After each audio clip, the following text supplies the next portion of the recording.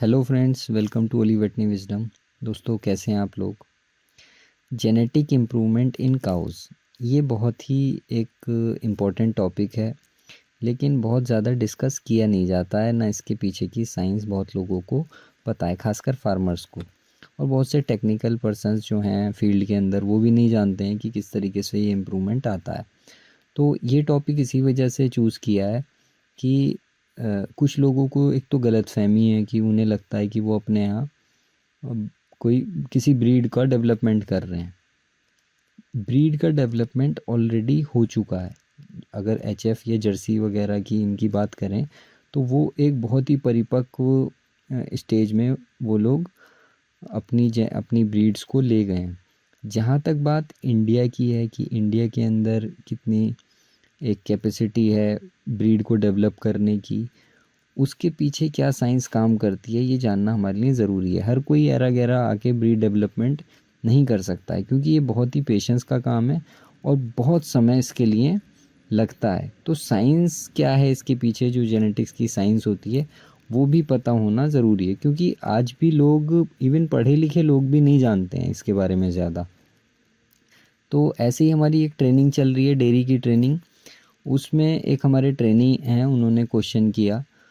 Learned person है ये, और इनके यहाँ जो डेयरी है वो काफ़ी मतलब अच्छे तौर से संभालते हैं, लेकिन उसके बाद भी इन्हें भी ये आइडिया नहीं था कि किस तरीके से नेक्स्ट जनरेशन में दूध बढ़ता है। जैसे इन्होंने लिखा कि सर मेरी गाय 5000 केजी की कैपेसिटी की है, मतलब जेनेटिक पोटेंशियल उसका इतना है कि वो एक लैक्टेशन में 5000 केजी दूध को प्रोड्यूस करे।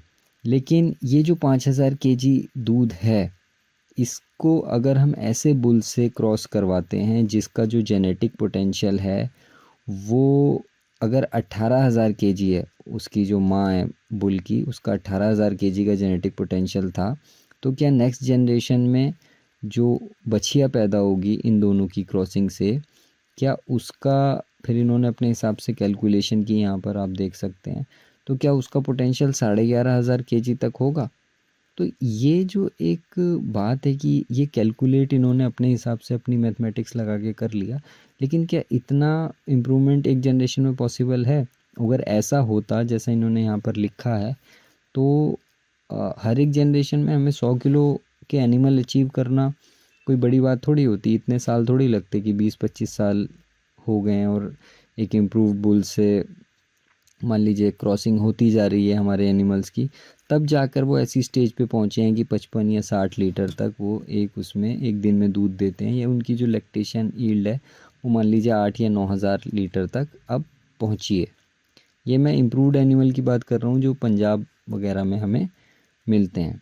तो जब हमें जेनेटिक्स का पता होगा कि जेनेटिक्स किस तरीके से काम करती है, तब हम न्यूट्रिशन को इम्पोर्टेंस दे पाएंगे। जब न्यूट्रिशन को प्रॉपर इम्पोर्टेंस होगी, उसके एनवायरनमेंट को इम्पोर्टेंस होगी, तभी जेनेटिक्स जो है वो एक्सप्रेस होती है। इसे आप इस तरीके से समझ सकते हैं कि एक कोई मान लीजिए बच्चा है, वो उसके माँ बाप बहुत पढ़े लिखे, ज़हीन, बहुत दिमाग वाले थे, और वो पैदा होता है और कहीं दूर वो पलता बढ़ता है अपने माँ बाप से दूर।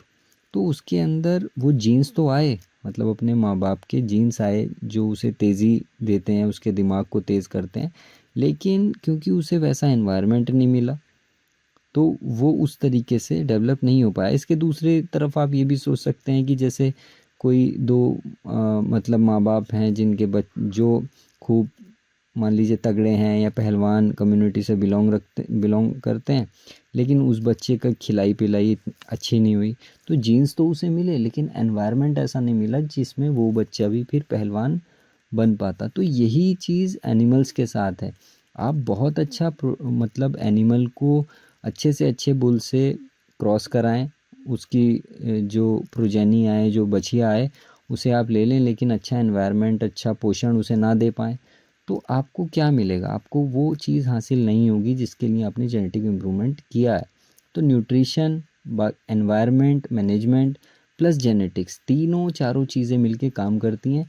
तो जेनेटिक वाला पार्ट हम इस वीडियो में देखने की कोशिश करेंगे और इस सवाल के जवाब को ढूंढने की कोशिश करेंगे जो इन्होंने यहाँ पर लिखा है कि ये जेनेटिक इम्प्रूवमेंट नेक्स्ट जनरेशन में हमारे एनिमल किस तरीके से बढ़ाते हैं अपने प्रोडक्शन को। ठीक है, तो वैल्यू क्या है जेनेटिक्स की ब्रीडिंग के अंदर, ये समझना ज़रूरी है, क्योंकि हर कोई ऐरा गैरा जो है वो ब्रीडिंग कराने लगता है।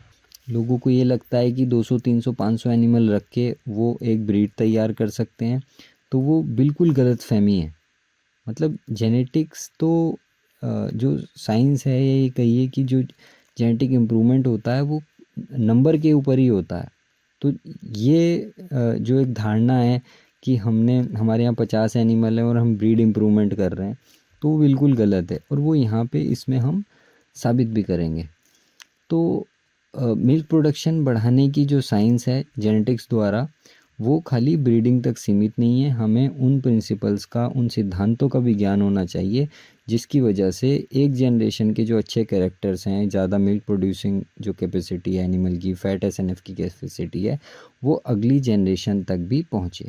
यहाँ पर ये एक दिखाया गया है, मतलब बुल्स हैं, बुल्स के कैटलॉग आप सब लोग देखते होंगे, लेकिन उन्हें पढ़ा कैसे जाता है, किस तरीके से, कौन से कैरेक्टर्स हैं जिन्हें हमें चूज़ करना चाहिए अपने जनरेशन में, मतलब प्रेजेंट जनरेशन में, ताकि हम अपने हर्ड की जो कैरेक्टर्स हैं वो नेक्स्ट जनरेशन में इम्प्रूव कर सकें।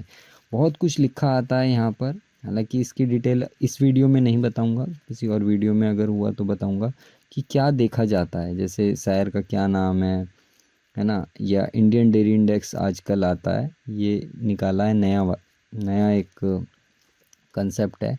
तो ये यहाँ पे लिखा है 8590, तो इसका क्या मतलब है, ये भी हम किसी, मतलब इसमें तो नहीं, लेकिन अगली वीडियो में देखेंगे। लेकिन यहाँ तक ये लोग पहुँचे कैसे, इसका डिस्कशन हम यहाँ पर करेंगे। उससे पहले ये वीडियो देख लें आप, जो कि एक स्पॉन्सर की है रोमेनिया ने, dairy feed premix. Dairy farmer तरह तरह की परेशानियों से गुजरते हैं, poor fat SNF, low milk production, high production fluctuations, poor digestion and weak animals, poor health and immunity breakdown, sub clinical ketosis, weight loss, low BCS, low dry matter intake, ये सब problems farmers देखते हैं। तो इन सब problems के लिए एक product बनाया है रोमेनिया। तो रोमेनिया एक कंप्लीट रूमेन टॉनिक की तरह काम करता है, फाइबर के डाइजेशन को बढ़ाता है, मेटाबोलाइजेबल प्रोटीन को बढ़ाता है, गट की इंटीग्रिटी को बढ़ाता है, ह्यूमन पीएच को स्टेबलाइज करता है, प्रोपिनेट की कंसंट्रेशन को बढ़ाता है, और माइकोटॉक्सिन्स को भी बाइंड करता है। इसके अंदर trace mineral, human buffer, alkalizer, prebiotic, probiotic, toxin binder, calcium, phosphorus, ये सब चीज़ें पाई जाती हैं। इसके अलावा मिल्क प्रोडक्शन इंप्रूव करता है, वेट गेन कराता है, प्रोडक्शन फ्लक्चुएशंस को कम करता है, फर्टिलिटी को इम्प्रूव करता है। तो बहुत अच्छा एक प्रोडक्ट है, इसे आप यूज़ कर सकते हैं। 5 kg के ट्रायल पैक में भी अवेलेबल है छोटे फार्मर्स के लिए। तो इस नंबर पर या वेबसाइट पर जाकर ऑर्डर कर सकते हैं, डिस्क्रिप्शन में लिंक भी दिया गया है इसका। तो जेनेटिक्स शुरू कहाँ से होती है, ये हम थोड़ा सा देखने की कोशिश करते हैं। ये जो व्यक्ति की आपको तस्वीर यहाँ पर दिख रही है, ये एक पादरी थे, ये एक सन्यासी, तपस्वी, जो भी आप इन्हें कहना चाहें वो कह सकते हैं। ईसाई कम्युनिटी से बिलोंग करते थे, और ये एक जर्मन शेफ बायोलॉजिस्ट थे, मेट्रोलॉजिस्ट भी थे, मैथमेटिशियंस भी थे, एगस्टाइनियन फ्रायर भी थे। देखिए पहले ज़माने के जो साइंटिस्ट होते थे ना, वो कोई पोस्ट के तौर पर साइंटिस्ट नहीं होते थे, वो अपनी क्यूरियोसिटी, अपनी लगन और कुदरत को अपनी समझने की जो उनकी एक क्यूरियोसिटी होती थी, एक लगन होती थी, उसकी वजह से वो साइंटिस्ट बनते थे। वैसे तो ये ग्रीगर जॉन मेंडल, जिन्हें फादर ऑफ जेनेटिक्स कहा जाता है, ये एक पादरी थे। इनका काम एक मतलब चर्च के अंदर एक पुजारी के तौर पे, या ये कहिए कि एक पादरी के तौर पे था, लेकिन इन्होंने नेचर के अंदर अपना एक इन्हें लगन थी, तो ये सभी कुछ करते थे। और ऐसे ही बाकी साइंटिस्ट भी थे। आज के साइंटिस्टों की तरह नहीं है कि जिनके लिए पोस्टें निकाली जाती हैं, एग्ज़ाम होते हैं, और फिर उनका मन है या नहीं है उन्हें साइंटिस्ट की पोस्ट दे दी जाती है। तो वो लोग साइंटिस्ट ना तो होते हैं, बस एक नाम, एक पोस्ट ज़रूर है जिस पर वो बैठे हुए हैं। तो वो इस तरीके से काम नहीं करते हैं जैसे पहले के लोग काम करते थे। तो जेनेटिक्स क्या है आजकल, क्या है, कंपनी है, साइंटिस्ट जो है ना, क्यूरोसिटीज़ कंपनीज प्रोड्यूस करती हैं। तो ये कमर्शियल फील्ड हो गया है ना। तो क्योंकि इसमें पैसा और कैपिटल वो सब बहुत चीज़ें इन्वॉल्व हो गई हैं, तो खैर वो दूसरा डिस्कशन है। तो जेनेटिक्स क्या है, बेसिकली ये साइंस है जो हमें ये बताती है कि जो बच्चे होते हैं वो माँ बाप की तरह क्यों दिखते हैं। और इससे भी इम्पोर्टेंट एक और आंसर या क्वेश्चन होता है कि जो बच्चे होते हैं वो कुछ कैरेक्टर्स में अपने माँ बाप की तरह क्यों नहीं दिखते हैं। ऐसा तो होता नहीं है, बच्चे बहुत सी चीज़ों में अपने माँ बाप को फॉलो करते हैं, लेकिन बहुत सी चीज़ें ऐसी होती हैं जिसमें वो अलग होते हैं, अपने माँ बाप से बिल्कुल डिफ़र होते हैं या बिल्कुल अलग होते हैं। तो उन कैरेक्टर्स में वो अलग क्यों हैं, ये भी हमें जो साइंस बताती है उसे हम जेनेटिक्स कहते हैं। तो मेंडल साहब ने एक्सपेरिमेंट किया मटर के ऊपर, मटर के प्लांट के ऊपर। मटर आजकल खूब चल रही है, मतलब सीज़न है मटर का। तो मटर के ऊपर इन्होंने एक्सपेरिमेंट्स किए और इसके अलग अलग कैरेक्टर्स या ट्रेड्स को इन्होंने ऑब्ज़र्व किया। जैसे मटर के जो दाने हैं वो गोल हैं या उनके ऊपर झुर्रियाँ हैं, रिंकल्ड हैं। दानों को अगर तोड़ के देखें तो अंदर से पीला निकलता है या हरा निकलता है। फ्लावर जो हैं मटर के पेड़ के वो वाइट कलर के हैं या वॉयलेट कलर के हैं। उसके जो पॉड हैं, मतलब फलियां हैं, वो पूरी भरी हुई हैं या कॉन्स्ट्रिक्टेड हैं, बीच बीच में से दबी हुई है, या फिर पीले कलर की हैं या ग्रीन कलर की, हरे कलर की हैं। इसी तरीके से जो स्टेम है, उसकी तना है, उसके ऊपर जो फूल लगते हैं वो एक्सियल हैं, मतलब जो डालियां हैं उनमें पीछे की तरफ लगे हुए हैं या उनके एंड्स पर लगे हुए हैं। छोटी है स्टेम या छोटी है या लंबी है। तो ये ट्रेड्स या कैरेक्टर्स इन्होंने ऑब्ज़र्व किए कि जब ब्रीडिंग कराते हैं तो ये ट्रेड्स जनरेशन में किस तरीके से बदलते हैं। अब यहाँ पर एक तस्वीर, मतलब एक एग्जांपल के तौर पे मैंने फूल का कलर लिया है। एक वॉयलेट कलर का फूल है और एक वाइट कलर का फूल है। अब आप अपनी समझ से बताइए कि जब वॉयलेट को सफ़ेद कलर के फूल के साथ, मतलब ये जो प्लांट है ये वॉयलेट कलर के फूल प्रोड्यूस कर रहा है, ये वाइट कलर के फूल प्रोड्यूस कर रहा है, तो जब इनकी क्रॉसिंग कराएंगे, अपनी समझ से कमेंट में ज़रूर बताइएगा कि इस वक्त आप क्या सोच रहे थे। जब इन्हें क्रॉसिंग कराएंगे तो क्या हमें मिलेगा? क्या सारे पर्पल कलर के फ्लावर मिलेंगे हमें, या सारे वाइट कलर के फ्लावर मिलेंगे, या आधे पर्पल होंगे आधे वाइट होंगे, या फिर मिक्स कलर होगा, मतलब लाइट पर्पल हो जाएगा। जब वाइट को पर्पल में मिलाएंगे तो एक लाइट शेड आएगा। तो क्या वैसा कलर देखने को मिलेगा? कमेंट में ज़रूर बताइएगा कि आप क्या सोच रहे हैं। यहाँ पर एक कपल को मैंने लिया है क्योंकि ये जो कंसेप्ट है ना, ये पहली स्लाइड में मैं इस वजह से बता रहा हूँ क्योंकि ये आगे जाके ना यही चीज़ आपको जेनेटिक्स के बारे में एक बुनियादी सबक सिखाएगी। यहाँ पर एक कपल है, ये एक वाइट पुरुष है और ये एक ब्लैक महिला है। इनकी शादी हुई और इनकी जो बिटिया पैदा हुई, इस बिटिया का जो कलर है वो दरमियानी है, मतलब वो वाइट से कम है, मतलब इसकी जो वाइटनेस है बिटिया की वो अपने पिता से कम है, लेकिन और इसकी ब्लैकनेस भी अपनी माता जी से कम है। तो ये इन दोनों के बीच की है। तो क्या फूलों में भी ऐसा ही होगा, है ना? तो ये जो फैक्टर्स हैं जिसने इसे सफ़ेद बनाया या इसे वॉयलेट कलर का बनाया, इन्हें ही आगे चल के जीन्स कहा गया। ठीक है, और यही इसी से प्रेडिक्ट होती है कि एनिमल के अंदर या ऑर्गेनिज्म के अंदर जो ट्रेड्स हैं वो कैसे एक्सप्रेस होते हैं। तो बहुत ज़्यादा इंतज़ार नहीं करना पड़ा आपको। पर्पल और वाइट कलर के या ये कहिए कि जो वॉयलेट है या पर्पल, इसे जो भी कहें आप, इन फ्लावर्स को जब आपस में क्रॉस कराया गया वाइट और पर्पल को, तो जो पहली जनरेशन आई वो पूरी की पूरी सभी पर्पल फ्लावर की हमें देखने को मिली। जब वाइट को पर्पल से हम क्रॉस कराएंगे तो पहली जनरेशन में हमें सब पर्पल फ्लावर मिले। लेकिन अगर हम आपस में पर्पल की क्रॉसिंग कराएं तो जो हमें रिजल्ट्स मिलेंगे वो 3:1 के रेशो में मिलेंगे। यही मेंडल ने बताया। तो ये जो रिश्ता है मतलब पर्पल फ्लावर का, तो यहाँ पर कहा गया है कि जो पर्पल कलर है ये किसी जीन से गवर्न होता है और वो जीन डोमिनेंस नेचर का है। मतलब जब वो जीन प्रेजेंट होगा तो वो दूसरे जीन को, जो वाइट कलर का जीन है, उसे एक्सप्रेस नहीं होने देगा। मतलब पर्पल कलर एब्सेंट होना चाहिए तब फ्लावर, पर्पल कलर का जो जीन है वो एब्सेंट होना चाहिए तब फ्लावर वाइट बनेगा। अगर एक भी जीन प्रेजेंट है पर्पल कलर का तो फ्लावर पर्पल ही होगा, चाहे भले ही वाइट के 2 जीन अवेलेबल हों, 3 जीन अवेलेबल हों, लेकिन अगर पर्पल का एक भी जीन है तो वो ये एक चीज़ कहलाती है डोमिनेंस। और खैर वो और मतलब सेलुलर और मॉलिक्यूलर लेवल पे चीज़ें वो हो जाती हैं कि किस तरीके से सेग्रीगेट होता है, वो मैं नहीं बताऊंगा। लेकिन ये फिनोमेना आप ध्यान में रखें कि डोमिनेंस यहाँ पर ऐसा नहीं हुआ। ऐसा नहीं है कि वाइट कलर की जो शादी हुई वो ब्लैक कलर की लेडी से हुई तो बच्चा जो है वो वाइट कलर का ही होगा या ब्लैक का होगा। यहाँ पर एक रेंज आती है, मतलब जो हमारे अंदर स्किन कलर है वो एक तरीके से कॉन्टीन्यूस वेरिएशन शो करता है। आगे आऊँगा, आगे ये चीज़ आएगी तो समझाऊंगा। लेकिन यहाँ पे ये देख लें कि ये डोमिनेंस रिसेसिव का रिलेशनशिप होता है जीन्स के अंदर या कैरेक्टर्स के अंदर।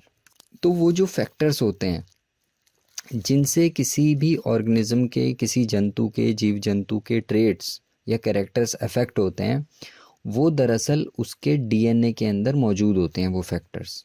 ठीक है। और वो पार्ट डीएनए का जिसकी वजह से कोई उसका कैरेक्टर या ट्रेट अफेक्ट हो रहा है उसे हम जीन कहते हैं। डीएनए से जीन्स बनते हैं, मतलब डीएनए के अंदर जीन्स मौजूद होते हैं, मतलब जो इसका सीक्वेंस है डीएनए का, इसके अंदर जीन्स मौजूद होते हैं। और जब ये जीन्स एक्सप्रेस होते हैं एनिमल के अंदर तो उनसे कैरेक्टर्स हमें देखने को मिलते हैं। समझे आप? जैसे हेल्थ है एनिमल की, वो उसके जेनेटिक्स से होगी कि इसकी एनिमल की इम्यूनिटी ज़्यादा है कम है। जैसे देसी एनिमल्स हैं उनकी इम्यूनिटी ज़्यादा होती है तो उनके अंदर जीन्स इम्यूनिटी के अच्छे स्ट्रॉन्ग होते हैं।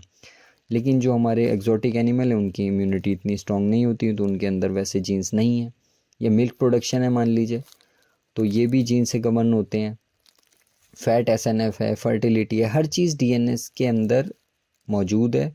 और जैसी वो मौजूद है वो जीन्स की फॉर्म में मौजूद है। और ये जो जीन्स हैं यही उसके एनिमल के कैरेक्टर्स को गवर्न करते हैं। अब एक गाय के अंदर कितने जीन्स होते हैं ये देखते हैं हम। एक गाय के अंदर लगभग 22,000 जीन्स होते हैं। लेकिन मेंडल ने क्या किया था कि एक या दो ही ट्रेट लिए थे एक टाइम में और उनके ऊपर ऑब्जर्वेशन किया, उनके ऊपर स्टैटिस्टिक्स लगाई। एक साइंस होती है मैथमेटिक्स की जिसके बिना जेनेटिक्स इम्प्रूवमेंट आप नहीं कर सकते हैं। तो उस साइंस की मदद से इन्हें ये पता चला कि किस तरीके से जो कैरेक्टर्स हैं वो बिहेव करते हैं जनरेशन टू जनरेशन। मान लीजिए एक गाय है जिसके सर पे सींग नहीं है तो ये एक ट्रेट है, उसका एक कैरेक्टर है। एक गाय सींग वाली है ना, एक ब्रीड सींग वाली है। तो हम जब दोनों को तरीके से क्रॉस कराएंगे तो हमें एक बिना सींग वाली गाय मिलेगी, क्योंकि ये जो बिना सींग वाली गाय का जो कैरेक्टर है ये डोमिनेंट कैरेक्टर है और ये एक ही जीन से गवर्न हो रहा है। लेकिन ऐसा हर एक में नहीं होता है, क्योंकि ये जो जीन्स होते हैं 22,000 जीन्स हैं एनिमल के अंदर, ये या तो इंडिविजुअली एक्सप्रेस होंगे, मतलब एक एक्सप्रेस हो रहा है उसका दूसरे से कोई मतलब नहीं है कि दूसरा जीन क्या कर रहा है, ये एक्सप्रेस हो रहा है या नहीं हो रहा। या फिर जीन आपस में इंटरेक्ट करेंगे और फिर एक्सप्रेस होंगे। तो जो ज़्यादातर जीन्स होते हैं वो आपस में इंटरेक्ट करते हैं एक दूसरे के साथ और फिर एक्सप्रेस होते हैं। एक जीन की प्रेजेंस दूसरे जीन की प्रेजेंस को इफ़ेक्ट करती है, उसकी एक्सप्रेशन को इफ़ेक्ट करती है। ठीक है। किसी ने भी आज तक डीएनए नहीं देखा है। 2012 में ये पिक्चर रिलीज़ हुई थी डीएनए की, लेकिन आम आदमी इसे नहीं समझ सकता है कि ये क्या है। लेकिन साइंटिस्टों ने क्योंकि पहले डीएनए का स्ट्रक्चर समझ लिया था तब इन्हें लगा कि यार ये डबल हेलिकल स्ट्रक्चर टाइप से यहाँ पर दिख रहा है। लेकिन डीएनए का पता कैसे लगाया कि ये ऐसा होता है? उन्होंने कुछ एक्सपेरिमेंट किए एक्सरे क्रिस्टलोग्राफी से, उससे पता चला कि ये स्ट्रक्चर ऐसा होता है। और ये आज से लगभग 70 साल पुरानी बात है। तो ये जीन होते कहाँ पर हैं? जब डीएनए किसी ने नहीं देखा है तो जीन्स होते कहाँ पर हैं? तो ये जो डीएनए होता है ये एक स्ट्रक्चर के अंदर कॉइल होता है और ये जो स्ट्रक्चर होता है इसे हम क्रोमोज़ोम कहते हैं। तो डीएनए जो है वो दरअसल कॉइल्ड होता है क्रोमोज़ोम के अंदर। ये क्रोमोज़ोम दिखाई देते हैं सेल के अंदर और हर एक एनिमल के अंदर एक अलग सेट होता है क्रोमोज़ोम्स का। तो क्रोमोज़ोम के ऊपर कुछ लोकेशंस होती हैं जिनके ऊपर जीन्स प्रेजेंट होते हैं। तो ये जो स्ट्रक्चर है ये आपको याद रखने की ज़रूरत है कि क्रोमोज़ोम के ऊपर जीन्स प्रेजेंट होते हैं और ये एनिमल की हर एक सेल के अंदर होते हैं। मतलब एक ही सेट होगा हर एक सेल के अंदर कहीं कोई जीन एक्सप्रेस हो रहा होगा, कहीं कोई जीन एक्सप्रेस हो रहा होगा। अब ये जीन इंटरेक्ट कैसे करते हैं? मान लीजिए 2 काले चूहे हमने लिए, उनकी क्रॉसिंग कराई। अब जब क्रॉसिंग हुई तो अगर आपसे ये पूछा जाए कि इनका बच्चा किस कलर का होगा, तो आप फटाक से कहेंगे कि जी ब्लैक कलर का। लेकिन ये भी चांसेस हैं कि ये जो बच्चा हो ये ब्राउन कलर का हो या फिर वाइट भी हो सकता है। तो कौन सा चूहा, कौन से कलर का चूहा पैदा होगा, इसकी प्रोबेबिलिटी क्या होगी? 9:3:4 की प्रोबेबिलिटी होगी। इसका मतलब यह है कि जो चूहे के अंदर जीन्स हैं, कलर को जो बता रहे हैं या प्रोड्यूस कर रहे हैं, वो एक जीन नहीं है, वो कई सारे जीन हैं। यहाँ पर कम से कम 2 जीन्स हैं और ये 2 जीन आपस में इंटरेक्ट करते हैं। इस चीज़ को कहते हैं इपिस्टेसिस। एक हमने डोमिनेंस पढ़ा, एक इपिस्टेसिस पढ़ा। तो इपिस्टेसिस भी हमें ये प्रेडिक्ट नहीं करने देता है कि कौन सा जो चूहा पैदा होगा उसका कलर क्या होगा।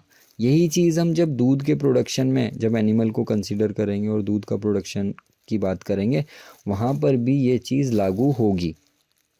तो ये प्रिडिक्ट हम नहीं कर सकते हैं।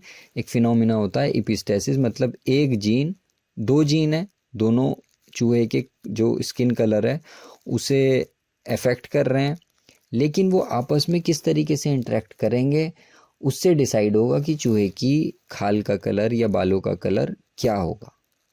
ठीक है, तो ये इपिस्टेसिस। तो एक डोमिनेंस हो गया डी और एक आई, इपिस्टेसिस। अब आगे बढ़ते हैं। तो मैंने बताया आपको जो जीन्स होते हैं वो इंटरेक्ट करते हैं एक दूसरे से, और क्रोमोसोम के ऊपर जिस जगह पर वो प्रेजेंट होते हैं उसे लोसाई या लोकाई कहते हैं। तो ये क्रोमोसोम का स्ट्रक्चर है। जब सेल डिवाइड कर रही होती है, 1 से 2 हो रही होती है, तो ये क्रोमोसोम जो है ना, ये 2 भागों में बढ़ जाता है, मतलब इस टाइप का हो जाता है ये एक्स की फॉर्म में। और ये सिस्टर क्रोमेटिड होते हैं, मतलब इसी तरीके के होमोलोगस क्रोमोसोम आते हैं। मतलब सेल के अंदर 2 सेट्स होते हैं क्रोमोसोम के, मतलब एक ही क्रोमोसोम के 2 सेट होंगे। तो जब ये क्रॉसिंग, मतलब सेल डिवाइड कर रही होती है, खासकर स्पर्म और ओवा के अंदर, तो ये 2 क्रोमोसोम आते हैं और आपस में जेनेटिक मटेरियल, ये कहिए कि अपनी ब्रांचेस को एक्सचेंज करते हैं। क्रॉसिंग ओवर कहते हैं इस फिनोमिना को। और इसके जीन इधर चले जाएंगे, हरे वाले के लाल वाले में चले गए, लाल वाले के हरे में आ गए। तो इस तरीके से जीन्स की रीशफलिंग होती रहती है। पहला पॉइंट ये बताया कि जीन आपस में इंटरेक्ट करते हैं, लेकिन ये जीन्स जो हैं ये एक जैसे नहीं रहते हैं, ये ऊपर नीचे इनकी रीशफलिंग होती रहती है, डिस्ट्रीब्यूट होते रहते हैं, रीडिस्ट्रीब्यूट होते रहते हैं। इस वजह से जनरेशन टू जनरेशन इफेक्ट जो है इनका बदलता रहता है। मैंने बताया ना कि चूहे का कलर क्या होगा ये हमें नहीं पता है, क्योंकि उसके अंदर क्रॉसिंग ओवर हो गई है। अब कौन सा पार्ट किस क्रोमोसोम में चला गया है, किस उसमें चला गया है, ये हमें नहीं पता है।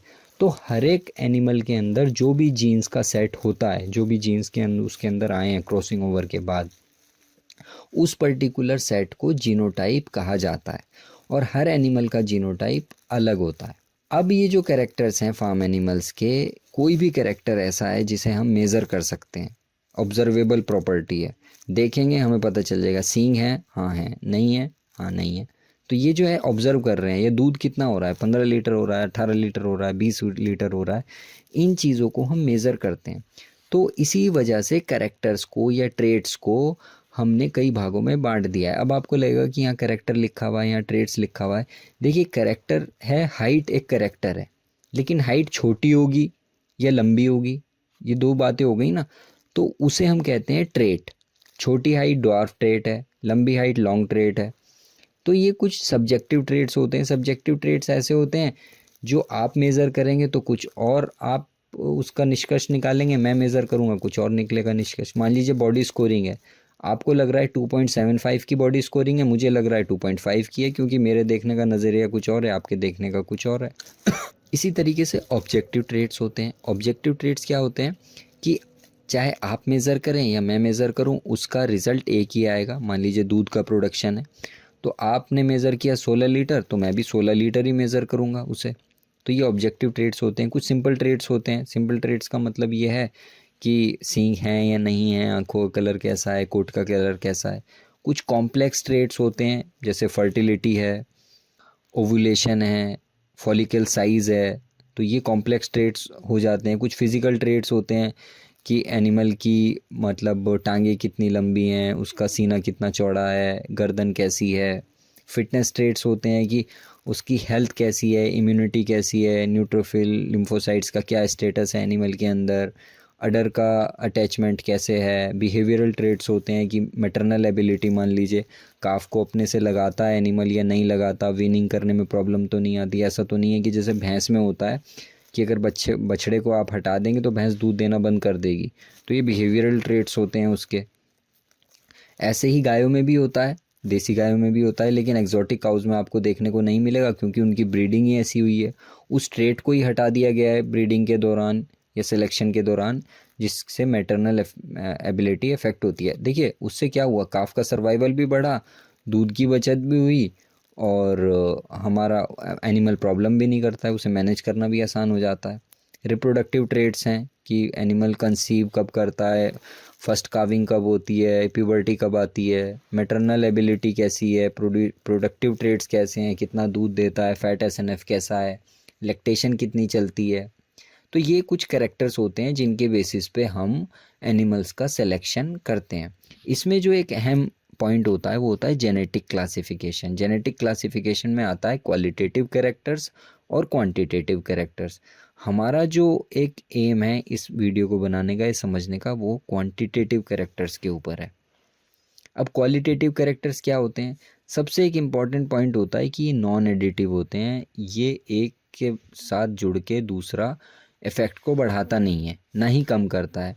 मान लीजिए पर्पल कलर है, ये पर्पल कलर का फ्लावर था, ये वाइट कलर का फ्लावर था। अगर 5 जीन भी होंगे पर्पल कलर वाले तो पर्पल कलर की जो इंटेंसिटी है उसमें कोई बढ़ोतरी नहीं होगी। और अगर एक ही जीन है तो ऐसा नहीं होगा कि वो घट जाएगा पर्पल कलर पर्पल ही रहेगा। मतलब ये नॉन एडिटिव है, 5 जीन मिलके उसे बढ़ाएंगे नहीं, और एक भी जीन होगा तो वो उसे कम नहीं करेगा। तो ये नॉन एडिटिव होते हैं क्वालिटेटिव कैरेक्टर। इसी तरीके से जो कैरेक्टर होते हैं ये एक ही जीन से या फ्यू जीन से ही गवर्न होते हैं। बहुत ही इंपॉर्टेंट पॉइंट है ये। Follow Mendelian genetics. Mendelian genetics का मतलब बताया था ना कि 3:1 के रेशो में हमें पर्पल और वाइट फ्लावर मिले। तो ये जो एक कैरेक्टर से या एक जीन से जो कैरेक्टर्स मतलब देखे जाते हैं वो मेंडेलियन जेनेटिक्स फॉलो करते हैं। डिसकॉन्टीन्यूअस वेरिएशन होता है, मतलब एक कॉन्टीन्यूअस स्पेक्ट्रम देखने को नहीं मिलेगा। जैसे हेयर कलर है एक तरीके से ह्यूमन के अंदर, तो कुछ के ब्राउन बाल हैं, कुछ के ब्लैक हैं, कुछ के येलो हैं, कुछ के रेड हैं, इस टाइप के बाल होते हैं ना ह्यूमंस के अंदर। तो ये जो कैरेक्टर होते हैं ये एनवायरनमेंट से अफेक्ट नहीं होते हैं। अगर गर्मी ज़्यादा है तो ये पर्पल कलर का फ्लावर ही होगा, ठंड ज़्यादा है तब भी ये पर्पल कलर का ही रहेगा। ये हमारे बाल हैं, हमारी आंखों का रंग है, वो बदलता नहीं है ना एनवायरनमेंट से।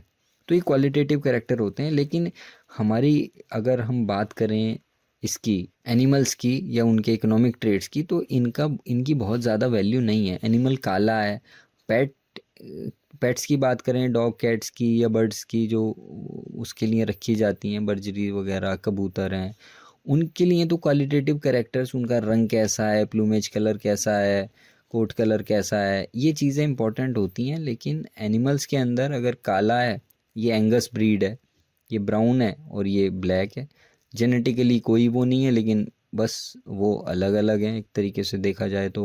कोट कलर, उससे कलर से तो कोई फ़र्क नहीं पड़ रहा ना उसके उस पर प्रोडक्टिव कैरेक्टर्स पर। तो इसके बाद आते हैं क्वांटिटेटिव कैरेक्टर्स। क्वांटिटेटिव कैरेक्टर्स वो होते हैं जिन्हें मेज़र किया जा सकता है, इनके एडिटिव इफ़ेक्ट होते हैं और ये कई सारे जीन्स से गवर्न होते हैं। वहाँ पर तो एक ही जीन गवर्न कर रहा था क्वालिटेटिव कैरेक्टर, फूल का रंग पर्पल होगा या वाइट होगा। लेकिन जो क्वांटिटेटिव कैरेक्टर होते हैं वो कई सारे जीन्स से गवर्न होते हैं। इसे पॉलीजीन्स कहा जाता है, पॉलीजेनिक इनहेरिटेंस कहा जाता है। और हर एक जीन की अपनी एक अलग वैल्यू होती है जो माइनर इफेक्ट कहलाती है। इन्हें माइनर जीन्स भी कहते हैं। अब यहाँ पर आप इन्हें दोबारा समझें कि जो ये पुरुष है इसके अंदर मान लीजिए स्किन कलर के 20 जीन्स थे, महिला के अंदर स्किन कलर के 30 जीन्स थे। इनकी जो बिटिया हुई ये इनके दरमियानी रंग की है, ना ये बहुत ज़्यादा गोरी है ना बहुत ज़्यादा काली है। तो इसके अंदर जो जीन्स आए पिता से आए आधे जीन्स, तो इस बिटिया के अंदर 10 जीन्स पिता से आए और 15 जीन्स इसकी मदर से आए, माता से आए। तो इसके अंदर 25 जीन हो गए स्किन कलर के। तो इसका जो कलर है वो 20 जीन से ज़्यादा डार्क है और 30 जीन से कम डार्क है, क्योंकि इसके अंदर 25 जीन्स हैं। ये एक मैं एग्जांपल के तौर पे बता रहा हूँ। तो ये एडिटिव इफेक्ट है, हर एक जीन अपना कंट्रीब्यूट करेगा। जैसे जैसे जीन्स का नंबर बढ़ता जाएगा उसकी कंसंट्रेशन बढ़ती जाएगी, उसका इफेक्ट बढ़ता चला जाएगा, स्ट्रॉन्ग होता चला जाएगा जितने ज़्यादा जीन्स होंगे। इसी वजह से ये कॉन्टीन्यूअस वेरिएशन शो करता है। बेल शेप कर्व इसमें हमें देखने को मिलता है। जितना जीन्स का कंसंट्रेशन बढ़ता चला जाएगा उतना इसके अंदर स्ट्रॉन्गनेस कैरेक्टर के अंदर आती जाएगी। मान लीजिए 5 जीन है तो मिल्क प्रोडक्शन हो रहा है 15 लीटर, और 10 जीन हो गए तो मिल्क प्रोडक्शन हो गया 30 लीटर, 20 जीन हो गए तो मिल्क प्रोडक्शन हो गया 60 लीटर। तो ऐसे करके ये प्रोडक्शन बढ़ता चला जाता है। तो जब एक पॉपुलेशन में देखते हैं उसे हम, मान लीजिए 1000 एनिमल का हर्ड है और 20 लीटर उसका एवरेज है एनिमल का, तो जो 68% के करीब एनिमल्स होंगे वो लगभग 20 लीटर दूध दे रहे होंगे। लेकिन सब तो ऐसे होते नहीं है 1000 में, कुछ ऐसे होंगे जो हो सकता है 18 दे रहे हो, कुछ ऐसे 15 ही दे रहे होंगे, और कुछ एक दो ऐसे भी होंगे जो बिल्कुल ही 12 पे होंगे या 10 या 12 पे होंगे, जो पुअर परफॉर्मर्स कहलाएंगे। कुछ ऐसे होंगे कि जो 20 की जगह 24 लीटर दे रहे होंगे, कुछ 26 लीटर, हो सकता है कोई 30 लीटर भी दे रहा हो उसके अंदर एनिमल। तो ये हाई परफॉर्मर्स कहलाते हैं। तो ये पूरा का पूरा कंटिन्यूअस वेरिएशन शो करता है। तो ये जो क्वांटिटेटिव कैरेक्टर्स हैं या क्वांटिटेटिव जेनेटिक्स है, यही हमारे काम की है जब हम काउस की ब्रीडिंग की या बफेलो की ब्रीडिंग की बात करते हैं। यही हमारा कंसर्न है।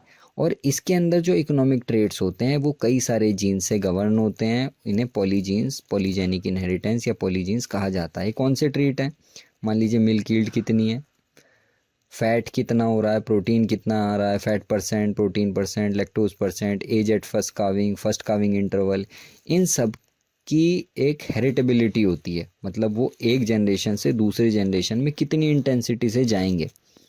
ऐसे लीनियर टाइप के होते हैं कि एनिमल की स्ट्रेंथ कितनी है, बॉडी डेप्थ कितनी है, फुट एंगल कितना है, या हेल्थ फिटनेस ट्रेट्स होते हैं, मेस्टाइटिस कितनी हो रही है, कीटोसिस कितनी हो रही है, मेट्राइटिस, या फिर ड्राई मैटर इनटेक कितना, ये सब इकोनॉमिक ट्रेट्स कहलाते हैं। तो ये जो माइनर जीन्स होते हैं ये पॉपुलेशन के अंदर बिखरे हुए होते हैं, स्प्रेडेड होते हैं इवनली। हमें नहीं पता, एक नॉर्मल पॉपुलेशन है, 15-20 लीटर दूध दे रहा है एनिमल, तो उसके जीन्स बिखरे हुए हैं। अब उन्हें कलेक्ट किया जाता है और कंसंट्रेट किया जाता है कुछ एनिमल्स के अंदर, है ना। अब मैं आगे बताऊंगा इसे डिटेल में। तो ये जो प्रोसेस होता है इन जीन्स को कलेक्ट करने का और कुछ इंडिविजुअल के अंदर इसे कंसंट्रेट कर दें, तो इसे ही कहते हैं हम सिलेक्शन। ये कैसे करेंगे हम? क्योंकि आपका बाहर से जो बुल आ रहा है, जैसे उन्होंने पूछा ना सवाल कि उसकी डैम की जो कैपेसिटी थी वो 18,000 लीटर की थी, इनकी गाय की कैपेसिटी है 5,000 लीटर की। तो उस बुल से अगर कराएंगे तो कितना मतलब जो कैरेक्टर है या एक तरीके से कितनी जेनेटिक्स इसकी बढ़ जाएगी, जो प्रोजेनी आएगी, जो बछिया पैदा होगी उसकी कितनी कैपेसिटी बढ़ेगी। तो ये देखना हमारा यहाँ पर काम है। तो वो उस बुल के अंदर 18,000 लीटर के जो जीन्स थे वो कलेक्ट किए गए हैं। कैसे कलेक्ट किए गए हैं? ब्रीडिंग से। ब्रीडिंग कैसे हुई है? सिलेक्शन किया गया है। हर बार अच्छे अच्छे एनिमल्स को सेलेक्ट किया गया है। लेकिन हम कैसे पता लगाएंगे कि जो एनिमल 18,000 लीटर, मान लो वो गाय दूध दे रही है, तो वो अपने सिर्फ जेनेटिक्स की वजह से दे रही है? उसका अच्छा पोषण भी हो रहा होगा, उसे अच्छे एनवायरनमेंट में रखा गया होगा, और भी 10 तरीके की चीज़ें होंगी, उसे बीमारियों से बचाया गया होगा, वैक्सीन लगाई गई होगी। तो बहुत सारे फैक्टर उस चीज़ को गवर्न करते हैं। तो ये कोई इजी टास्क नहीं है। जितनी आसानी से मैं आपको यहाँ पर समझा रहा हूँ ना, आपको कोई कहीं पे भी नहीं मिलेगा इस तरीके से ये चीज़ समझने को। आप जेनेटिक्स की किताबें उठाएंगे और परेशान होकर उन्हें बंद कर देंगे, आपको इतने सारा मैथमेटिक्स वहाँ पर देखने को मिलेगा। लेकिन जो बेसिक कंसेप्ट है, जो बेसिक थीम है जेनेटिक्स की, वो मैं कोशिश कर रहा हूँ कि आप लोगों को यहाँ पर समझा पाऊँ। तो ये कोई इजी टास्क नहीं है, स्पेशली काउस के अंदर, क्योंकि यहाँ पर जनरेशन इंटरवल ही 5 साल का होता है। 5 साल बाद आपको जाके पता चलेगा कि जो हमने सीमेन लगाया था 5 साल पहले, वो कैसा निकल के आ रहा है, हमारी बछिया या हीफर ने किस टाइप से उसे रिस्पॉन्ड किया है। अब सिलेक्शन कैसे किया जाता है, जैसे सिलेक्शन होता है ना, किसी ने यूपीएससी का पेपर दिया, एमबीबीएस का दिया, आईआईटी का दिया, तो उसमें क्या होता है कि देखते हैं कि कौन सा सबसे अच्छा किसने परफॉर्म किया, उस हिसाब से उसकी रैंकिंग होती है। मान लीजिए 1 लाख लोगों ने एग्ज़ाम दिया और पोस्टें सिर्फ थी 500, तो वहाँ पर 0.5% का एक वो आया ना सिलेक्शन, जो प्रेशर था, सिलेक्शन प्रेशर था, वो 0.5% का था कि 0.5% जो बेस्ट बच्चे होंगे वो आएंगे निकल कर। तो ऐसे ही सेलेक्ट किया जाता है एनिमल्स को आगे नेक्स्ट जनरेशन प्रोड्यूस करने के लिए। Choosing parents to produce next generation is called selection. हम कुछ एनिमल्स को सेलेक्ट करेंगे कि वो ब्रीड करें और बच्चे पैदा करें, बाकी एनिमल्स को हटा देंगे, उन्हें ब्रीड नहीं करने देंगे। तो कौन सा कैरेक्टर ऐसा हम चूज़ करें सिलेक्शन के लिए, मान लीजिए मिल्क प्रोडक्शन को हम चूज़ करते हैं कि भाई मिल्क प्रोडक्शन बढ़ना चाहिए। अब हमें पता है कि जो मिल्क प्रोड्यूस होता है वो जीन्स से होता है, मतलब जो जीन्स हैं उसके डीएनए के अंदर उससे होता है। तो एक एनिमल अगर 100 लीटर मिल्क प्रोड्यूस कर रहा है 2 मंथ आफ्टर काविंग, तो उसके अंदर 500 जीन्स हैं जो कि 100 लीटर मिल्क प्रोडक्शन को सपोर्ट करते हैं। और ये 500 जीन हमने एक एनिमल के अंदर कंसंट्रेट करने हैं, तभी जाके वो 100 लीटर तक दूध दे पाएगा, बशर्ते उसका न्यूट्रिशन बाकी मैनेजमेंट सही से अच्छे से किया जाए जितनी उसकी रिक्वायरमेंट है। अब हमने 1000 एनिमल लिए, उनका एवरेज प्रोडक्शन है 20 लीटर। तो 20 जब 100 लीटर 500 जीन्स से गवर्न हो रहा है, तो 20 लीटर कितने जीन्स से होगा, 100 जीन्स से, है ना। तो टोटल हमारे 1 लाख जीन्स इस पॉपुलेशन के अंदर प्रेजेंट हैं जिससे मिल्क प्रोडक्शन होता है, ठीक है। तो 1000 एनिमल के अंदर 1 लाख जीन्स हमारे अवेलेबल हैं। अब इन जीन्स को हमें, और एक एनिमल के अंदर कितने हैं, 100 जीन्स हैं। इसी तरीके से यहाँ पे 5000 की पॉपुलेशन है, 5000 एनिमल्स की पॉपुलेशन है, और एवरेज जो प्रोडक्शन है वो 20 लीटर है, और 100 जीन एक एनिमल के अंदर है, तो 5 लाख जीन हो गए इस पॉपुलेशन के अंदर। इस पॉपुलेशन के अंदर ये 10,000 एनिमल्स हैं, ये भी 20 लीटर प्रोड्यूस कर रहे हैं, 100 जीन एक एनिमल के अंदर हैं मिल्क प्रोड्यूस करने के, तो इसके अंदर 10 लाख जीन्स हो गए। अब आप खुद बताइए कि कौन सी पॉपुलेशन में जीन्स को कंसंट्रेट करना आसान होगा। मतलब ये जीन्स हमें एक एनिमल के अंदर बढ़ाने हैं, कहाँ तक बढ़ाने हैं, 500 तक लेके जाने हैं। अभी तो 100 ही हैं एक एनिमल के अंदर, तो 500 तक कैसे लेके जाएंगे हम, समझे। तो पॉपुलेशन जितनी बड़ी होगी सिलेक्शन करना उतना ही आसान होगा। बात समझ में आ गई, उतना ही आसान होगा। अब आप सोचिए कि आपके 50 एनिमल भी हैं, 100 एनिमल भी हैं, 200 एनिमल भी अगर हैं, और आप कह रहे हैं कि मैं ब्रीडिंग कर रहा हूँ या ब्रीड इम्प्रूवमेंट, आप ब्रीडिंग तो कर रहे हैं लेकिन आप सिलेक्शन या इम्प्रूवमेंट नहीं आएगा आपके यहाँ। क्यों नहीं आएगा वो भी हम आगे देख लेंगे। अब मान लीजिए हमने 100 एनिमल्स को इसमें से सेलेक्ट किया ब्रीडिंग कराने के लिए, जो 100 बेस्ट एनिमल थे। तो वो जो 100 बेस्ट एनिमल थे 10% हमने सेलेक्ट कर लिए, तो वो 10% 22 लीटर दूध, उनका एवरेज 22 लीटर आ रहा था। तो 22 लीटर का मतलब 110 जीन्स हमने कर दिए कंसंट्रेट एनिमल्स के अंदर। जो अगली पॉपुलेशन आई उसमें 100 से 110 जीन हो गए। फिर हमने 10% का उसके ऊपर एक सिलेक्शन प्रेशर लगाया, तो 125 जीन हो गए। फिर लगाया तो 140 जीन तक हम आ गए 3 या 4 जनरेशन में। लेकिन हमें जाना कहाँ है, 500 जीन्स तक। तो 28 लीटर तक हमने 3 या 4 जनरेशन में ये इसे अचीव किया। और एक जनरेशन का जो जनरेशन इंटरवल है वो 5 साल है। भाई एनिमल कम से कम 5 साल तो लेगा ना उसे एक्सप्रेस करने में। 18 साल, मान लीजिए 18 महीने या 20 महीने की एज में तो वो गया भी नहीं होगा। फिर 30 महीने की एज में उसमें आएगा, मान लीजिए 2.5 साल लगाएगा। फिर अगली लैक्टेशन, पहली लैक्टेशन में तो उसका इतना पता भी नहीं चल पाता है, तो दूसरी लैक्टेशन तक जाते जाते तब पता चलेगा कि एनिमल कैसा है, या हमने जो ब्रीडिंग कराई थी वो उस बुल को हम सेलेक्ट करें या नहीं करें। तो 5 साल का वक्त लगेगा। तो अगर 4 जनरेशन हमने ले ली तो 20 साल तो इसी में लग गए। 100 से 140 जीन पर आने में हमें लगभग 15 से 20 साल लग गए, मतलब 20 के एवरेज को 28 पर लेके जाने में, है ना। इसी तरीके से 5000 एनिमल में भी हम 140 जीन पर पहुंचे, लेकिन हमारे पास स्पेयर 5 एनिमल रहे, यहाँ पे 1 एनिमल रहा। तो यहाँ पर तो जेनेटिक इम्प्रूवमेंट ख़त्म हो गया इस स्टेज पर आते आते 3-4 जनरेशन में ही। लेकिन यहाँ पर 5 एनिमल बचे हुए हैं। जहाँ पर 10,000 एनिमल थे वहाँ पर हम 150 जीन की कंसंट्रेशन तक चले गए, मतलब 30 लीटर का एनिमल हमने बना लिया लगभग 22-25 साल के अंदर। तो ये जो सिलेक्शन है, giving preference to certain individual to reproduce, ये कैसे काम करता है, यही देखना हमारा एक काम है कि हम सेलेक्ट करते हैं। तो ये जो सिलेक्शन है, ये यूरोपियन जो लोग हैं, यूरोपियन ब्रीडर्स थे, अमेरिकन ब्रीडर्स थे, इन्होंने आज से लगभग 80 साल पहले, 100 साल पहले ये काम शुरू कर दिए थे। जो आज इनके बुल्स इतनी कैपेसिटी के हैं कि इनके यहाँ 135 लीटर दूध देने वाली गाय अवेलेबल है, जिसे बहुत अच्छे से मैनेज किया जा रहा है। और हर्ड का जो एक तरीके से कहना चाहिए एक पोटेंशियल है, जेनेटिक पोटेंशियल है, वो हर साल बहुत तेज़ी के साथ बढ़ रहा है, क्योंकि अब तो और भी टेक्नोलॉजी बहुत हाई फाई हो गई है, अब ऐसी नहीं रही है। तो हमारे यहाँ तो डेटा ही नहीं रखा जाता है, हमें यही नहीं पता होगा कि हमारे एनिमल ने दूध कितना दिया। इनके यहाँ तो सब वो इलेक्ट्रॉनिक्स से और रोबोटिक्स से, कंप्यूटर से सब कुछ डाटा मेंटेन किया जाता है कि कौन से एनिमल ने कितना डाटा मतलब दूध दिया है।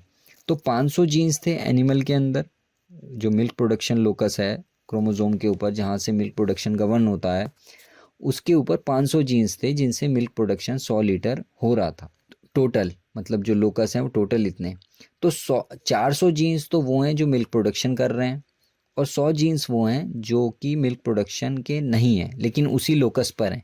तो हमें क्या करना होता है कि इस लोकस पर मिल्क प्रोडक्शन के जीन्स को बढ़ाना होता है। तो अगली जनरेशन में हमने सिलेक्शन ऐसे किया कि 400 के 425 जीन उस मिल्क प्रोडक्शन लोकस पर बढ़ गए, और जो नॉन प्रोडक्टिव जीन्स थे वो 75 ही रह गए। तो इस तरीके से हम बढ़ाते चले जाते हैं। लेकिन ये जो सिलेक्शन होता है, इसके लिए एक साइंस काम करती है, जो इसे डेटा साइंस कहते हैं, या कहिए कि स्टैटिस्टिक्स कहते हैं। ये बहुत ही ज़्यादा मुश्किल एक साइंस है, मतलब डोमेन है मैथमेटिक्स का, और बहुत ही कम लोग इसे कर पाते हैं। मतलब जो जेनेटिक्स कर रहे होंगे या जिन्होंने जेनेटिक्स पढ़ी होगी, वो मेरी इस बात को बहुत अच्छे से समझ पाएंगे कि स्टैटिस्टिक्स के बिना कोई भी चीज़ करनी साइंस के अंदर वो इम्पॉसिबल है। तो रिस्पॉन्स कैसे आता है सिलेक्शन का? अब यहाँ पर आप देखिए, जो सुपीरियर एनिमल्स होते हैं उन्हें सेलेक्ट किया जाता है, जो अच्छा दूध दे रहे होंगे उन्हीं तो सेलेक्ट करेंगे अगला वो प्रोड्यूस करने के लिए, अगला एनिमल प्रोड्यूस करने के लिए, या अगली जनरेशन प्रोड्यूस करने के लिए।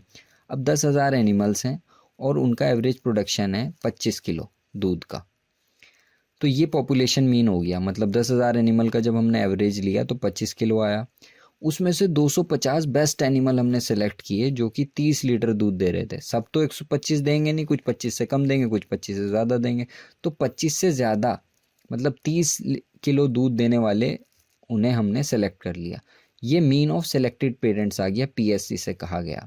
अब जो सेलेक्ट किया गया जिन्हें अगली जनरेशन को प्रोड्यूस करने के लिए, उसे पीएस कहा गया, और जो कल्ड एनिमल बाकी के उसे पी कहा गया। तो जो सिलेक्शन डिफरेंशियल आया वो PS माइनस पी हो गया। ठीक है, सिलेक्शन डिफरेंशियल कितना हो गया? 5 लीटर का, मतलब 5 लीटर जिन्हें हमने सेलेक्ट किया है अगली जनरेशन प्रोड्यूस करने के लिए, वो 5 लीटर ज़्यादा दूध दे रहे हैं बाकी पॉपुलेशन से। तो ये जो सुपीरियोरिटी है सेलेक्टेड पेरेंट्स की, इसकी क्या वजह है? एक तो ये हो सकता है कि जो सेलेक्टेड पेरेंट्स हैं उनके अंदर जीन्स ज़्यादा हो, उनका जीनोटाइप अच्छा हो, उनका जेनेटिक ज़्यादा हो, या फिर ऐसा भी हो सकता है कि उनका खान पान अच्छा हुआ है, उनकी बढ़वार अच्छी हुई है, उन्हें पाला बहुत अच्छे से आपने, एनवायरनमेंट उन्हें बहुत अच्छा मिला है, न्यूट्रिशन उनका अच्छा था, ये भी वजह हो सकती है। या फिर ये दोनों वजहें हो सकती हैं, उनका जीनोटाइप भी अच्छा था और उन्होंने पाला भी अच्छे से गया है, उन्हें खिलाया पिलाया भी अच्छे से गया है, तो इसी वजह से तो अच्छा प्रोड्यूस करेंगे वो। तो ये जो जेनेटिक सुपीरियॉरिटी है, मतलब ये जो सुपीरियॉरिटी आई है, एस जो आया है, ये जेनेटिक सुपीरियॉरिटी भी है और एनवायरमेंटल सुपीरियॉरिटी भी है। भाई यही तो हमारा कंसेप्ट है। अगर एनवायरमेंटल है, खिलाई पिलाई की वजह से वो ज़्यादा अच्छा प्रोड्यूस कर रहा है, तो अगली जनरेशन में हम भी अच्छा खिला पिला देंगे उसे। तो उसमें तो फिर ये देखने की ज़रूरत ही नहीं है कि कौन सा एनिमल अच्छा प्रोड्यूस कर रहा है, कौन सा नहीं कर रहा। हमें तो ये देखना है कि जेनेटिक्स कितनी उसमें इन्वॉल्व है। जब जेनेटिक्स अच्छी होगी तब उसका एक तरीके से वो भी अच्छा होगा, वो प्रोड्यूस भी अच्छा करेगा। तो हमारा कंसर्न ये है कि वो जेनेटिक्स उसकी कितनी इन्वॉल्व है उसके सुपीरियरिटी में या उसके ज़्यादा प्रोडक्शन करने में। तो ये सिलेक्शन कब इफ़ेक्टिव होगा, जब ये हम देख लेंगे कि उसके जीन्स कितने रिस्पॉन्सिबल हैं उसकी इस सुपीरियरिटी के लिए। जो 5 लीटर ज़्यादा दूध दे रहा है उसमें जीन्स का कितना रोल है, ये कैसे हम पता करेंगे। तो इसके लिए एक कॉम्प्लेक्स थ्योरी डेवलप की जाती है जिसे समझना बहुत कठिन है, लेकिन फिर भी लेमैन लैंग्वेज में समझाने के लिए मैंने यहाँ पर एक आपको आसान भाषा में बताया है। तो टोटल जेनेटिक सुपीरियरिटी है जो 5 लीटर है, जो बढ़ा हुआ है 5 लीटर, वो कितना है, मान लीजिए 30 लीटर टोटल हमने देखा ना कि एनिमल का जो जेनेटिक पोटेंशियल है वो 30 लीटर है। तो वो किस वजह से है वो 30 लीटर, कुछ एडिटिव जेनेटिक वेरिएंस है। मतलब एडिटिव का मतलब वो जीन जो एक के साथ एक मिलेगा तो जीन का इफेक्ट और स्ट्रॉन्गर हो जाएगा। तो ये तो हमारा मतलब हमें रिक्वायर्ड है। कुछ डोमिनेंस की वजह से भी हो सकता है, जो मैंने पहले उसमें बताया था कि डोमिनेंस का डी है, आप इसे याद कर लें। और कुछ इपिस्टेसिस की वजह से होता है। तो जो जेनेटिक्स है वो इन 3 फैक्टर्स की वजह से होती है। चूहों को हमने ब्रीड कराया, हमें पता नहीं है कि अगली जनरेशन में वो भूरे रंग का होगा, सफ़ेद होगा या काला होगा। हालांकि दोनों काले कालों को हमने मतलब एक तरीके से क्रॉस कराया। तो इस वजह से जो आई वाला फैक्टर है इसे हम हटा देते हैं। इसकी वजह से ये एक जनरेशन से दूसरी जनरेशन में पास नहीं होता, ये वाला इफेक्ट, ना ही डोमिनेंस पास होता। कौन सा पास होता है, सिर्फ एडिटिव इफेक्ट पास होता है। तो only additive component of the genotype is transmitted into next generation. लेकिन होते ये तीनों ही हैं जिनसे हो रहा है, मतलब मिल्क प्रोडक्शन बढ़ रहा है। तो बिकॉज जीनोटाइप, क्योंकि ये हर जनरेशन में टूटेंगे, हर जनरेशन में नए बनेंगे, तो इन्हें इस वजह से हटा दिया जाता है। तो जो 30 लीटर दूध प्रोड्यूस हो रहा है जेनेटिक सुपीरियरिटी, वो कुछ एडिटिव इफेक्ट की वजह से, कुछ डोमिनेंस की वजह से, कुछ इपिस्टेसिस की वजह से और कुछ एनवायरनमेंट की वजह से, उसका अच्छा न्यूट्रिशन किया जा रहा है, अच्छे रख रखाव में उसे रखा जा रहा है। तो हमें सिर्फ ये वाला जो फैक्टर है इसे ही देखना होता है। अब एडिटिव जेनेटिव इफेक्ट और टोटल फिनोटिपिक जो कैरेक्टर्स होता है उसका जो रेशो होता है उसे हेरिटेबिलिटी कहते हैं। कितना पोर्शन है उसके परफॉर्मेंस का जो एक जनरेशन से दूसरे जनरेशन में जाएगा, तो वो कितना होगा। 7.5 लीटर एडिटिव की वजह से प्रोड्यूस हो रहा है, 7.5 लीटर डोमिनेंस की वजह से, 7.5 लीटर इपिस्टेसिस की वजह से और 7.5 लीटर एनवायरनमेंट की वजह से। तो हम 7.5/30 जब करते हैं तब हमें ये पता चलता है कि इसकी जो हेरिटेबिलिटी है वो कितनी आती है, लगभग 25% के करीब ये आएगा। तो जितनी ज़्यादा हेरिटेबिलिटी होगी उतने ज़्यादा इम्प्रूवमेंट के चांसेस होंगे। मतलब जो मिल्क प्रोड्यूस हो रहा है, जो 5 लीटर का वो एक बढ़ोतरी देखी हमने सेलेक्टेड पेरेंट्स के अंदर, वो अगर उसकी जेनेटिक सुपीरियरिटी मान ली 3 लीटर वो जेनेटिक्स की वजह से है तो अच्छी बात है ना। मतलब 60% जब हम ब्रीडिंग कराएंगे तो अगली जनरेशन में हमें 60% का इम्प्रूवमेंट देखने को मिलेगा। तो ये जो रिस्पॉन्स होता है जिसे हम कह रहे हैं कि अगली जनरेशन में जो हमें बढ़ा हुआ मिल्क देखने को मिलेगा, वो किसके ऊपर डिपेंड करता है, हेरिटेबिलिटी इंटू सिलेक्शन डिफरेंशियल। जो एस था PS-1 उसे कहते हैं रिस्पॉन्स टू सिलेक्शन। तो हेरिटेबिलिटी की जो वैल्यू होती है 0 और 1 के बीच में होती है ना। अगर मान लीजिए कोई वेरिएशन नहीं है, जैसे यहाँ पर था, यहाँ पर एक ही एनिमल आगे बचा और 140 जीन्स के ऊपर ये ब्रीडिंग क्लोज हो गई। अब यहाँ पर अगर आप ब्रीडिंग करेंगे तो ये बढ़ेगा ही नहीं। मतलब अगर सिलेक्शन करने की कोशिश करेंगे और चाहेंगे कि जो दूध है वो 28 लीटर से बढ़ के 35 लीटर पे या 30 लीटर पे चला जाए, तो ये जाएगा ही नहीं, क्योंकि अब यहाँ पर जीन्स ही प्रेजेंट नहीं है उसे बढ़ाने के लिए। तो यहाँ पर आकर हेरिटेबिलिटी एक तरीके से ब्रीडिंग वैल्यू ज़ीरो हो जाती है। अब एक एग्जांपल है, इसे समझ लें आप। एक हर्ड है साहिवाल काउस का, उसमें किलो की मिल्क की कैपेसिटी है पहली लैक्टेशन के अंदर। तो जो एवरेज है सिलेक्टेड पॉपुलेशन का, फिर उन एनिमल्स में से कुछ सेलेक्ट किए गए, उनका एवरेज 2200 किलो आया। तो हेरिटेबिलिटी एस्टिमेट जो हैं मिल्क यील्ड के साहिवाल के अंदर वो 0.25 हैं और जनरेशन इंटरवल है 5 साल। तो estimate the time required to double the milk production, कितने टाइम में ये जो 2000 वाला हर्ड है 2000 किलो जो प्रोड्यूस कर रहा है 4000 किलो कितने टाइम में होगा। तो सिलेक्शन डिफरेंशियल हमने देख लिया 2200 माइनस 2000, 200 kg का सिलेक्शन डिफरेंशियल आ गया।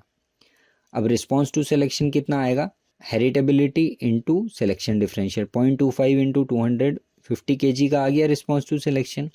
अब genetic gain per year 50/5, generation interval 5 है ना यहाँ पर, तो 10 किलो मिल्क मतलब एक साल में हम बढ़ा पाएंगे, मतलब हर साल 10 किलो का इम्प्रूवमेंट इसमें होगा। ठीक है, तो कितने साल लगेंगे हमें डबल करने में मिल्क प्रोडक्शन को, लगभग 200 साल। तो 200 साल आप ब्रीडिंग करेंगे तब जाकर आप इसका प्रोडक्शन डबल कर पाएंगे अपने एनिमल का। तो इस तरीके से ये ब्रीडिंग या सिलेक्शन काम करते हैं। अब जो क्वेश्चन था यहाँ पर कि गाय का इनका 5000 की कैपेसिटी थी, तो 5000 की कैपेसिटी की अगर हम हेरिटेबिलिटी देखें, क्योंकि यहाँ पर HF की जो मिल्क यील्ड की हेरिटेबिलिटी है वो 0.3% या 0.3 तक होती है। तो 5000 का सिर्फ 1500 kg ऐसा है, इनकी जो गाय है जो 5000 लीटर दे रही है उसमें से 1500 kg इसकी जेनेटिक्स की वजह से है।